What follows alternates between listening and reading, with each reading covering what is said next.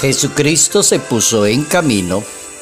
Un hombre corrió hacia él y arrodillándose le preguntó: Maestro, ¿qué debo hacer para heredar la vida eterna? Jesucristo le contestó: ¿por qué me llamas bueno? Solo Dios es bueno. Conoces los mandamientos: no matarás, no cometerás adulterio, no robarás, no darás falso testimonio, no perjudicarás a nadie, honra a tu padre y a tu madre. Él le contestó: todo eso lo he cumplido. Jesucristo lo miró y le dijo: solo te falta una cosa, vende lo que tienes, dalo a los pobres, así tendrás un tesoro en el cielo. Después ven y sígueme. El joven, al escuchar esas palabras, se entristeció y se fue apenado porque tenía muchos bienes. Jesucristo dijo a sus discípulos: qué difícil les será a los ricos entrar en el reino de Dios. Evangelio según San Marcos, capítulo 10, versos 17 al 27.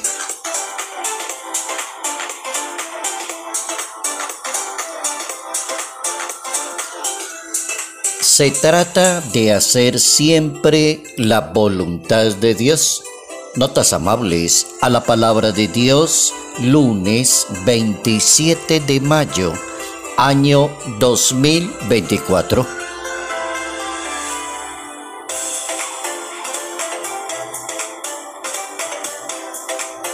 Nuestro santo para hoy es uno de los grandes evangelizadores en Europa. Los historiadores bíblicos hablan de 3 santos importantísimos en Europa y hablan de San Agustín de Canterbury, que ese es el santo de hoy, primer arzobispo de Canterbury en Inglaterra. También tenemos a otro gran santo, San Patricio en Irlanda, y a San Bonifacio de Maguncia en Alemania. Esos son los 3 santos que los historiadores eclesiásticos consideran los más grandes en la historia para evangelizar, enseñar la religión, enseñar la escritura. Muy buenos los 3. Nos quedamos con el primero porque es el santo para hoy. San Agustín de Canterbury es un monje benedictino, quien fue el primer arzobispo de Canterbury en Inglaterra y uno de los padres de la Iglesia Latina. Es uno de los padres allí para anunciar la palabra de Dios. Más o menos está ubicado en el siglo V de la historia de Inglaterra, y él llega allí con 39 monjes y por orden del Papa Gregorio Magno, que lo envía a evangelizar esa parte del territorio europeo, la Gran Bretaña, que había sido recibido desde los tiempos apostólicos. Allí comienza un trabajo excelente y corre a lo largo de la historia hasta que van pasando los siglos y termina allí con el anglicanismo, que aparece ya mucho tiempo posterior.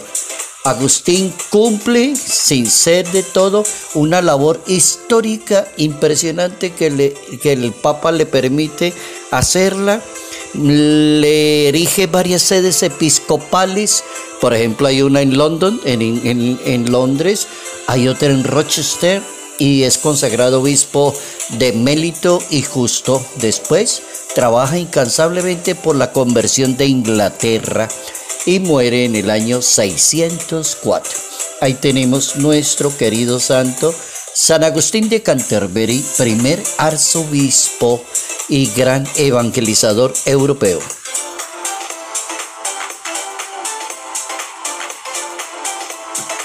Hacer siempre la voluntad de Dios es el tema que nos pide la palabra de Dios para hoy. Las notas amables es hacer la voluntad de Dios.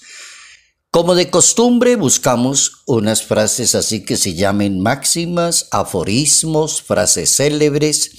Tenemos tres máximas para hoy de santos de la iglesia, precisamente porque el tema es bastante eclesiástico. Hacer la voluntad de Dios también pertenece al orden de la psicología, cómo poder educar a una persona para que entienda qué significa, qué es hacer la voluntad. Y si la voluntad de un ser humano le tiene que indicar qué es lo bueno y qué es lo malo, qué es lo correcto y qué es lo incorrecto, qué debo hacer y qué no debo hacer. Pues esa es la pregunta precisamente de un jovencito a Jesucristo: ¿qué debo hacer para heredar? ¿Qué debo hacer para llegar al cielo y ganarme la vida eterna? Y Jesucristo le dice muy fácil: cumpla los mandamientos de la ley de Dios y con eso es suficiente. Entonces, las tres máximas para hoy son las siguientes. La primera es de Santa Teresita del Niño Jesús, o Santa Teresa de Lisieux, que es doctora de la iglesia. Fue una carmelita descalza y estaba corriendo el año 1800 en la era de Francia. Y la santa tenía una frase para ella que era su vida personal: hacer todas las cosas de una manera muy humilde y muy sencilla para llegar a ser santa. Y así lo hizo y logró, y es doctora de la Iglesia Católica. ¿Qué dice la doctora de la Iglesia Católica? Santa Teresa de Lisieux.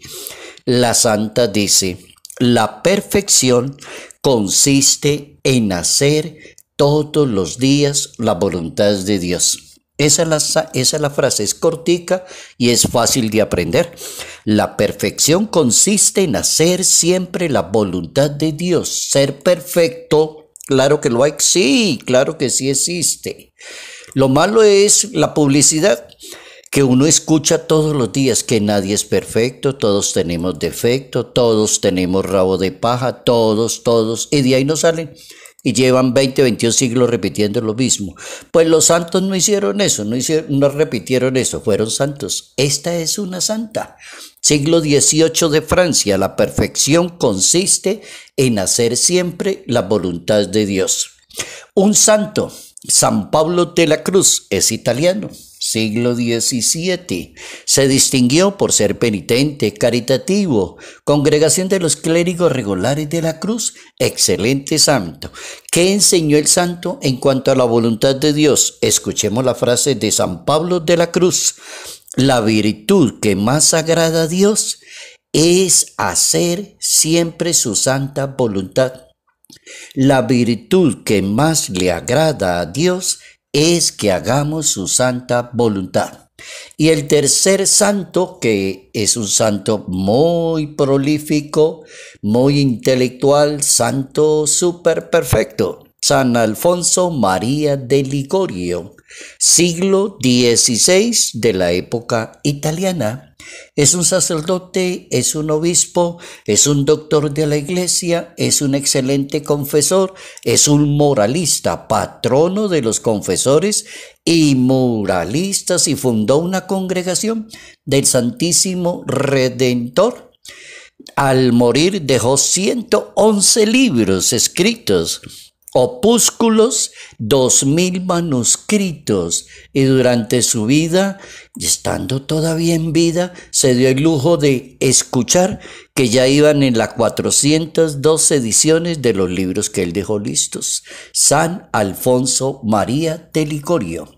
Miren la de San Alfonso, un hombre tan inteligente y tan prolífico como lo dicen los escrituristas. Excelente. Existe una academia de San Alfonso María de Ligorio en la ciudad de Roma. Decía el santo: no digamos a Dios sino esta sola palabrita, con esto es suficiente: fiat voluntas tua. Cuando uno reza, dice, entona el Padre Nuestro en latín, entonces aparece esa frasecita: hacer la fiat voluntas tua. Decía San Alfonso de María de Ligorio: hágase siempre tu voluntad, que se haga tu voluntad. Toda aspiración es para hacer la voluntad de Dios. La respuesta es: el que cumple la voluntad de Dios ha hecho la tarea fundamental de toda la vida y de toda la historia. Lo que pide el Creador es que cada persona logre cumplir con la voluntad de Dios y tratar de combatir el capricho, la bobada y la inmadurez del ser humano. Ahí es donde está el punto, saber quitarse de encima todo eso para decir la voluntad de Dios es esta y de ahí no me voy a mover.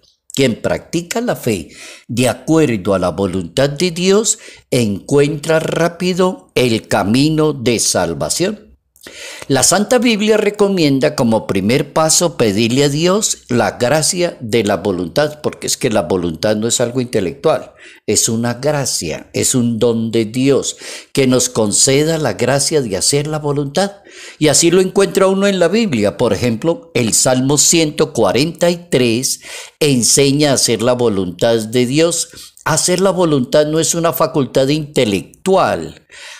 Quien hace la voluntad siempre permanece en Dios, dirá la primera carta de Juan, capítulo 2. La voluntad de Dios, ¿dónde se cumple? En el cielo y en la tierra, en ambas partes. Entonces le sirve mucho.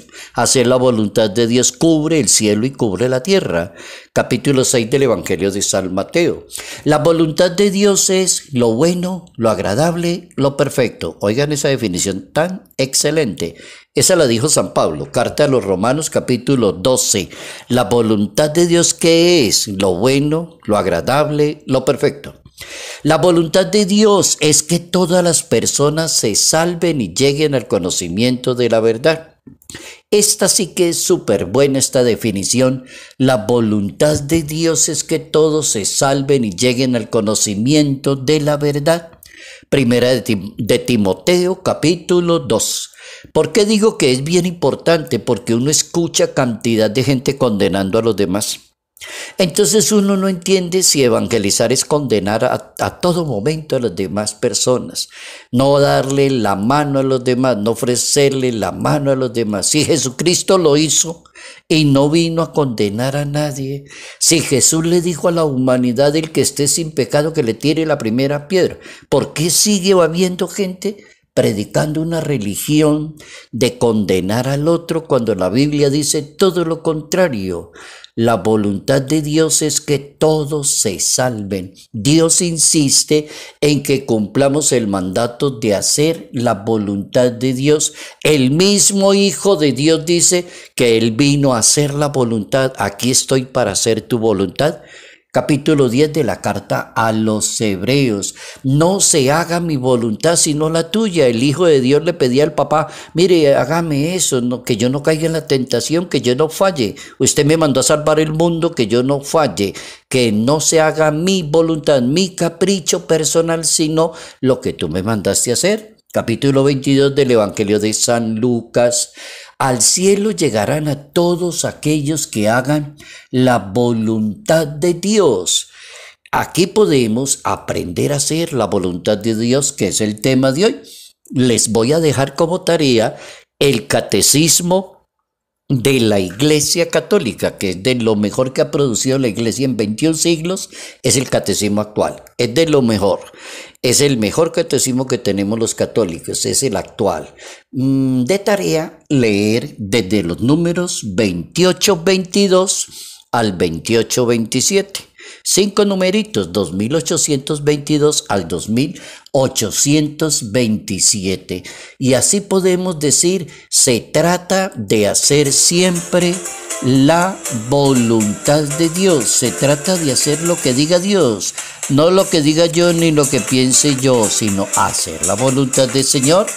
Repitamos lo que nos enseñó la doctora de la Iglesia, la Madre Santa Teresa del Niño Jesús o de Lisieux.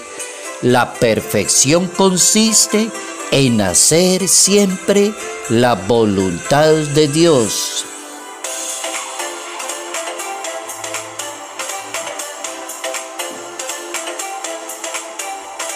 Salud, paz y bendición. Bendición en el nombre del Padre, del Hijo y del Espíritu Santo.